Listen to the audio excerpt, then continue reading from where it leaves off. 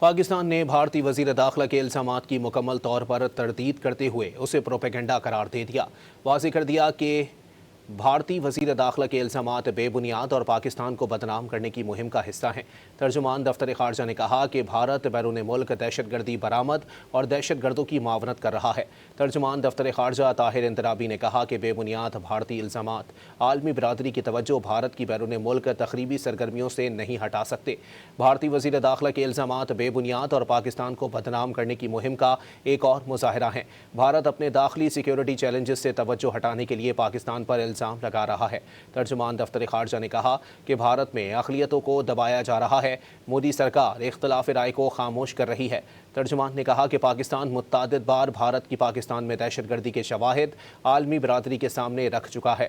کلبھوشن یادو پاکستان میں دہشت گردی میں بھارت کے براہ راست ملوث ہونے کا ناقابل تردید ثبوت ہے۔ اس سے قبل بھارتی وزیر داخلہ امت شاہ نے الزام لگایا تھا کہ بھارتی سیکیورٹی ایجنسیوں نے پاکستان سے تعلق رکھنے والے 200 افراد کو دہشت گردی کے الزام میں گرفتار کیا ہے۔